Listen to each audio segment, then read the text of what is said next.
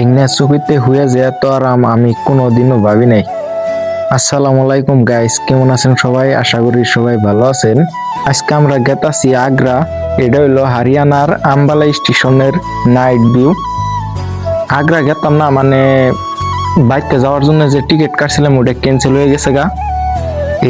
গোষ্ঠী মারছে রে, জেনারেল ডাব্বায় মানুষ এই জায়গা হইতেছে না। এই কাকাই কি করছে, এত বড় বস্তাটা নিয়ে আসছে কিন্তু ভিতরে যাই হারতেছে না। পরে আর কি আমি আর বিনি দুইজনের দুইটা জেনারেলের টিকিট নিয়ে আম্বালা স্টেশনের দিকে আলিগড় স্টেশন গেতাছি। এটা কিন্তু আমার লাইফের ফার্স্ট ট্রেন জার্নি আসল জেনারেলে। খারে খারে মনে করেন যে রাত 3টা বাজে, না বয়ে হারতাছি না হুয়ে হারতাছি, অবস্থা একবারেই খারাপ। তারপরে মনে করেন যে ব্যাগ দুইটা দিছি আমাকে বাইন্দে দিয়ে ব্যাগ মানুষের লগে আমরাও খারে খারিয়ে গেতাছি আলিগড় স্টেশন।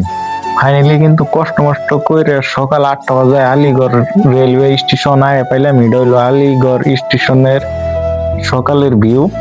কারণ আমরা গেতাছি হাদ্রাস শ্রেণী যে বাইরের দেখতেছেন, এই বাই করতে কিন্তু আজকে যে থাকুম এই বাইরা পাশে যে আঙ্গু ভিনি দেখতেছেন, আঙ্গু ভিনির ফুবাতো বইনের জামাই লাগে মানে। তারপরে বাড়িবেলা আয় বললাম দোকানে, ওই ভিনিয়ে কিন্তু আঙ্গু দোকানে নিয়ে আইছে।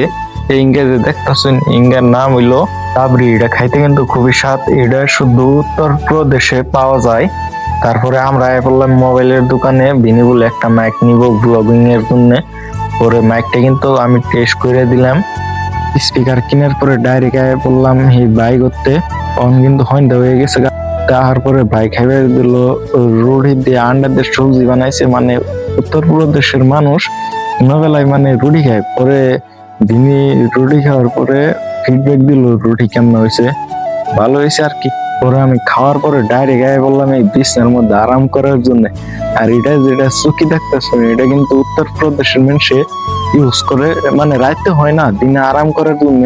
এটা কিন্তু খুবই আরাম লাগলো আর কি, ভাল লাগছে চুকিটাতে হুইয়া। কালকে দেখবার যেমন তাজমহল হাতরাস দিকে আগ্রা মাত্র 35 কিলোমিটার। তো আজকের জন্য ব্লগ এই পর্যন্তই শেষ।